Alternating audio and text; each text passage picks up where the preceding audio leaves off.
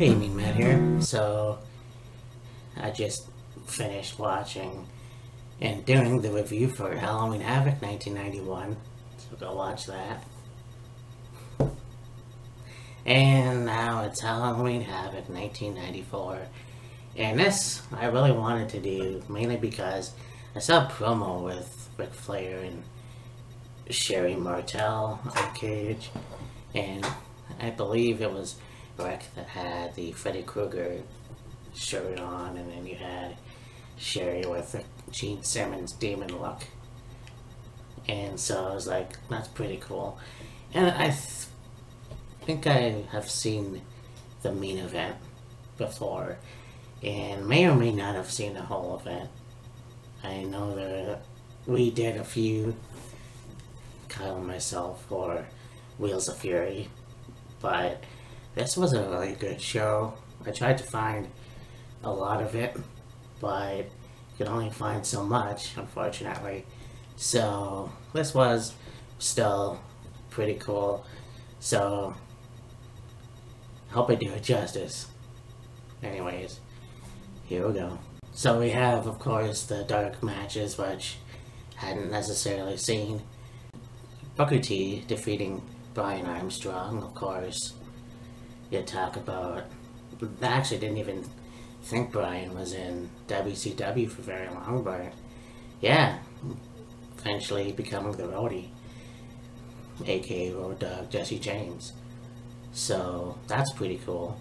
And obviously I think this was a good match. I'm not even sure, but obviously Booker T won, and he was still with Harlem Heat. He had Stevie in his corner, his brother, so that was pretty cool. Then we have Johnny B. Bad, who had wrestled the Honky Tonk Man. It was, again, like the last pay-per-view I did for Steve Austin and Dustin Rhodes.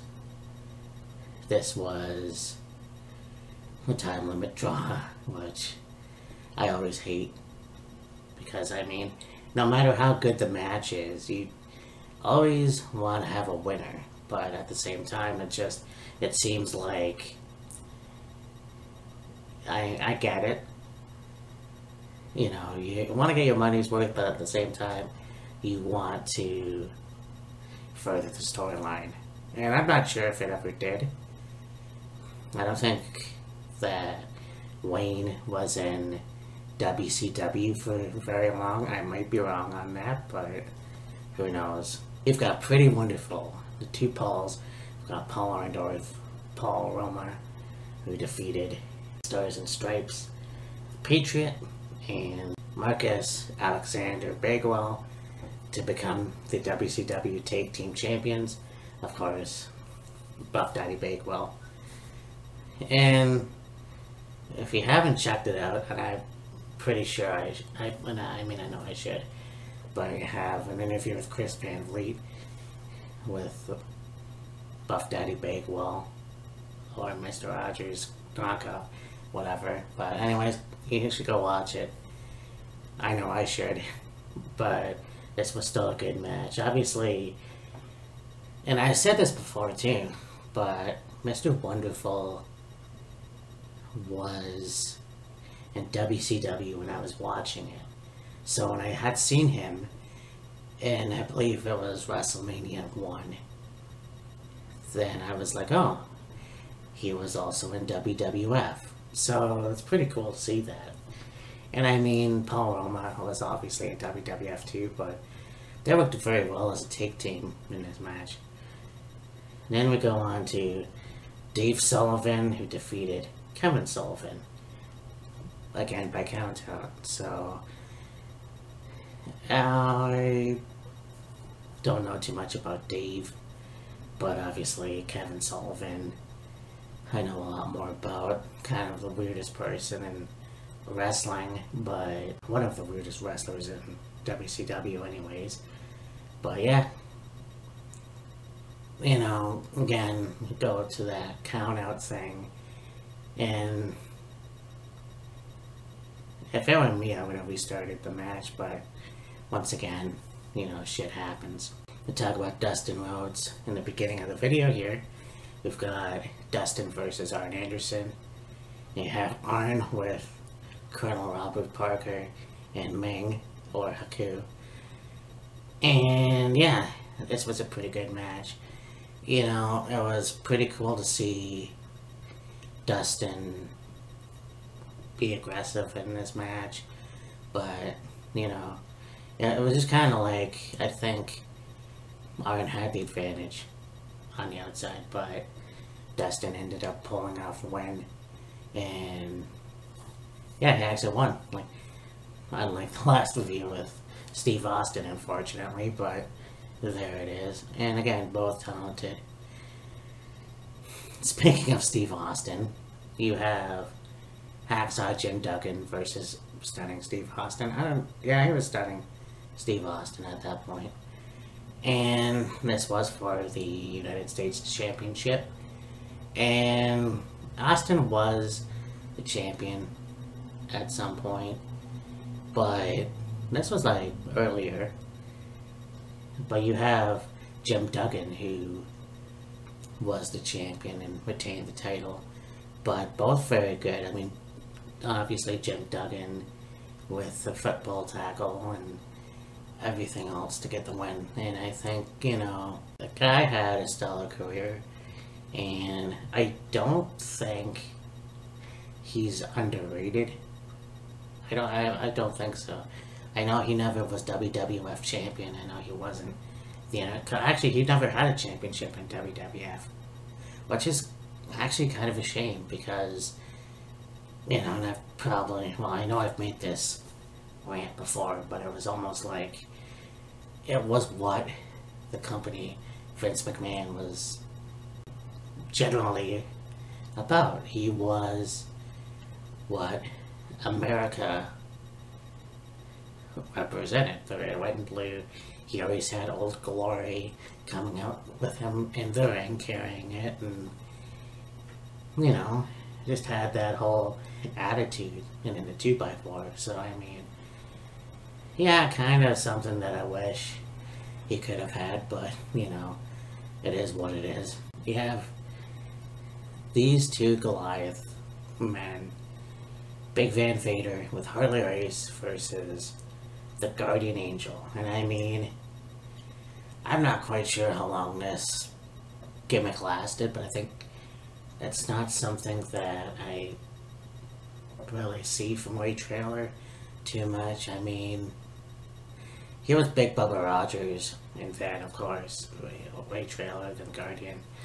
You know, he had a much better, you know, championship. I think he had some championships in WCW, but again, another guy in WWE, or WWF, who was the big boss man, and he had some good feuds, and yet I wish he would have held the championships. I mean, hell, when he was with Hakeem in Twin Towers, fuck, that could have been Tag Team Championship reigns, and it unfortunately never happened. Now, I mean, he did actually win the Tag Team Championships with Ken Shamrock, and he was the Hardcore Champion, so alright, you know, my bad. It is what, you know. But Big Van Vader definitely, you know, can't say enough about him, what he should have got in WWF. But, you know, he was one of the best wrestlers, one of the best big men in general in wrestling, both WWF and WCW. So, I mean, I don't know if Leon, well, I mean, he didn't wrestle for a long time before he passed away. So it was almost like, yes, he's in the Hall of Fame now. I think it's a little too late for that to happen. I wish he would have got inducted when he was alive, but you can't guarantee shit. So anyways, yeah, Big Van Vader won this match, and again, you know, Ray Trailer is still one of, again, in my opinion, underrated. Not as much as Jim Duggan, who had a pretty good career in WWF, but still, you know. I mean, that's only my opinion, but it is what it is. Well, then you have a tag team match. You got the Nasty Boys, who defeated Terry Funk and the Bunkhouse Buck. In the corner, they have, of course, once again, Colonel Ray Parker and Ming. And yeah, the Nasty Boys really went to town. I mean, this was a tag team that had a lot of championships in their run. The AWA, you have WWF, obviously WCW.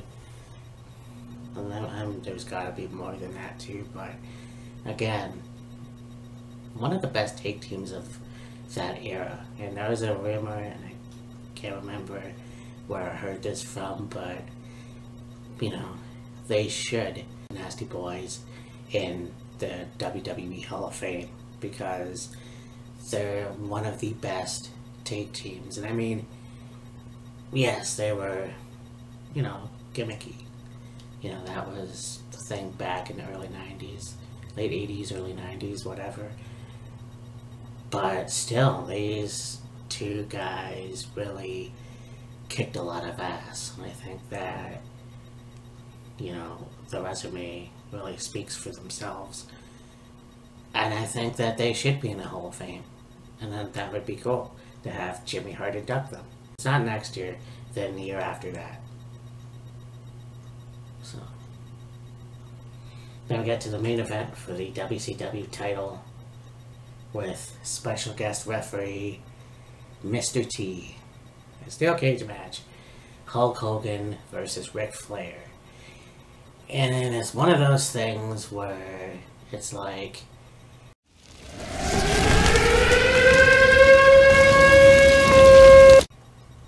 you wish you would have had Hulk Hogan and Ric Flair in 1992.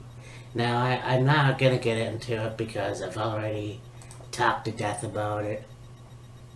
You know, I have already talked to death about how WrestleMania 8 could have been much different, but hell, you know, that's kind of like, okay, you got a guy that came in from WWE. You have a guy that came in from WCW. He was the world champion. He brought the title in 1991 to WWF. And this was the opportunity to fucking put these two guys against each other at WrestleMania 8, but no, we couldn't do that. Ric Flair and Macho Man had a hell of a match for the WWF title, which once again should have main evented WrestleMania 8, and you know, Sid Justice and Hulk Hogan, whatever. But you know, let's have Hulk Hogan and Ric Flair have the match in 2002 or 2003, whatever the fuck it was, and then let's put them in a match in TNA and watch the blubber fly. And I get it, because the thing is yes, as much as they could have had that in WWF, they have their matches in WCW, and this was a good match. And I mean, look, you have Sherry and Ric Flair's corner, and you have Jimmy Hart and Hulk Hogan's corner. And, you know, there it is. So, you know, they really put on a pretty good match. And there was a guy outside, he had the mask on, you have a black shirt on, whatever. And you think, okay, who's this guy? So, the match ends, and Hogan wins, obviously, has the championship. And then you have the mask guy coming in. Now, Hogan beats him up, takes the mask off, and it's Brutus Beefcake. Or Ed Leslie, whatever they were going to go with, whatever. Hogan's best friend turns on him. So, you have that, and Hogan beats him up, and then you have the Dungeon of Doom coming in. Now John Tenta comes out with, basically, he was Avalanche, but he has the Earthquake uniform on without the name, and then you have all those other guys coming in, and, you know, try to take Hogan out, when out comes Sting to make the save. So, you know, this was kind of like a good surprise, and I think, I don't know how long they were planning it, and of course you have the year after that, when Jimmy Hart turns on Hogan. I'm not sure, like, this can't be the one, but anyways, this was still a good match, and I mean, it was a good show as well. I think that these two guys beat the shit out of each other. Yes, it should have happened a little bit earlier in WWF as well, but, you know, it is what it is. And this was a good match altogether, and I think having done 2 reviews with Steve Austin in WCW, I think that's pretty fucking amazing. So, you know, a lot of these guys too, and I think you'll look at where they have gone later on in their careers. I mean, think about this. Dustin Rhodes coming to WWF, becoming Goldust. Steve Austin becoming one of the best wrestlers in WWF in the 90s and, dare I say, 2000s. Well, early 2000s. You know, the Texas Rattlesnake. So, I mean, this was a good show, and unfortunately, it was kind of like WCW closing its doors in 2001, which is their own fault, by the way, in my opinion. And so, yeah. So I'm not sure what's going on in the future. I know that Crown Jewel is coming up, so look for that. But anyways, this was fun. Talk to you later. Bye.